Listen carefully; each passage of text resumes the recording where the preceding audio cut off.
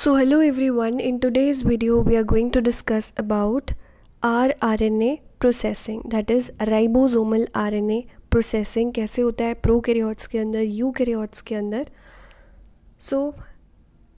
सबसे पहले हमारे पास यहाँ पे क्या है, दिस इज़ द प्रोकैरियोट्स के अंदर जो rRNA का प्रिकर्सर है, 30S प्रिकर्सर है, प्री RNA ट्रांसक्रिप्ट है, मीन्स प्रिकर्सर RNA है। यहाँ पे आपको tRNA मिल जाएगा 16S, 23S एंड 5S। अब यहाँ पे क्या होता है, मिथाइलेशन होती है स्पेसिफिक प्लेसेस पे, स्पेसिफिक बेसिस पे यहाँ पर मिथाइलेशन होती है, मिथाइल ग्रुप ऐड होता है। अब देखो जो मिथाइलेशन होती है यानी कि addition of CH3 methyl group specific basis पे, और जो आपका 2 कार्बन एटम है राइबोस शुगर के अंदर जो 2' कार्बन होता है, वहाँ पे मिथाइल ग्रुप जो है यहाँ पे स्पेसिफिकली ऐड होता है।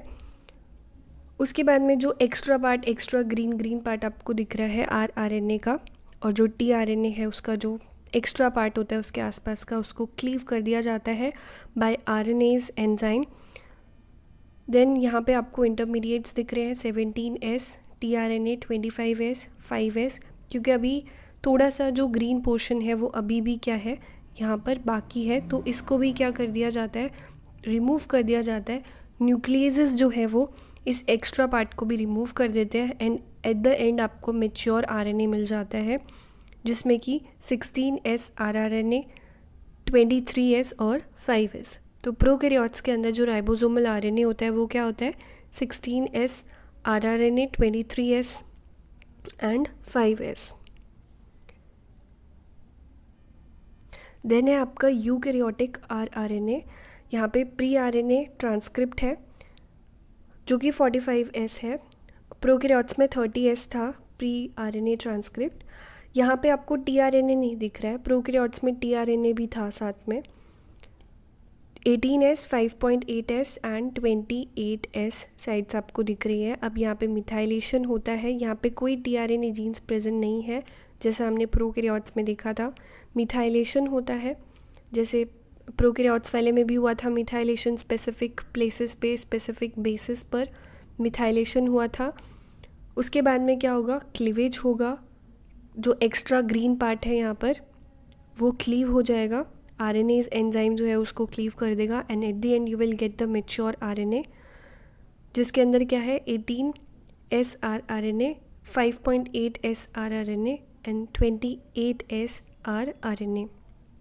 अब क्या होता है कि जो 18S rRNA है, जो 18S rRNA है वो तो कहाँ चला जाता है, स्मॉल जो सब यूनिट होती है राइबोसोम की, वहाँ पे क्या हो जाता है, ये इनकॉर्पोरेट हो जाता है। और जो 5.8 और 28S है दे इनकॉर्पोरेट्स इन द लार्जर जो सब यूनिट होती है राइबोसोम की, वहाँ पर। अगर हम प्रोकैरियोट्स में बात करें तो जहाँ पे हमारे पास थे 16S rRNA, 16S वाला जो है वो शिफ्ट हो जाता है to the smaller subunit and जो आपके 23 और 5S है वो शिफ्ट हो जाते हैं to the larger subunit of the ribosomes. So ये देखिए राइबोसोम का जो स्ट्रक्चर है, अगर हम प्रोकैरियोट्स के बारे में बात करें तो वहाँ पे जो 30S सब यूनिट है यानी कि जो स्मॉलर सब यूनिट है राइबोसोम की, that consist of the 16S rRNA plus में 21 प्रोटीन्स होते हैं। और जो 50S सब यूनिट है, जो लार्जर सब यूनिट है, that consist of the 23S rRNA, 5S rRNA and plus में 34 प्रोटीन्स मिल करके क्या बनाते हैं, लार्जर सब यूनिट बनाते हैं। जो यूकैरियोट्स होते हैं, यूकैरियोट्स के जो स्मॉलर सब यूनिट है वो किससे मिलकर के बनी होती है, 18S rRNA और 33 प्रोटीन्स होते हैं। जो लार्जर सब यूनिट होती है that consist of 28S rRNA, 5.8S rRNA, 5S rRNA and plus में 50 यहाँ पे क्या होते हैं, प्रोटीन्स होते हैं। 50 क्या होते हैं यहाँ पर, प्रोटीन्स होते हैं। टोटल मिल करके 80S बन जाता है यूकैरियोट्स में और 70S बन जाता है प्रोकैरियोट्स के अंदर। सो आपने देखा कि किस तरीके से राइबोसोमल RNA जो है वो राइबोसोम की क्या करते हैं, सिंथेसिस करा रहे हैं फॉर्मेशन में हेल्प कर रहे हैं। और राइबोसोम तो हमें पता ही है कि वही तो साइट होती है जहाँ पे प्रोटीन सिंथेसिस होती है। सो देयरफॉर आरएनए जो है वो राइबोसोम को बनाने के लिए काफ़ी ज़्यादा इम्पॉर्टेंट है, राइबोसोम की फॉर्मेशन के लिए काफ़ी ज़्यादा इम्पॉर्टेंट है। So that's all for today. Thank you and have a great day. In next lecture में हम क्या करने वाले हैं, टीआरएनए की प्रोसेसिंग करने वाले हैं।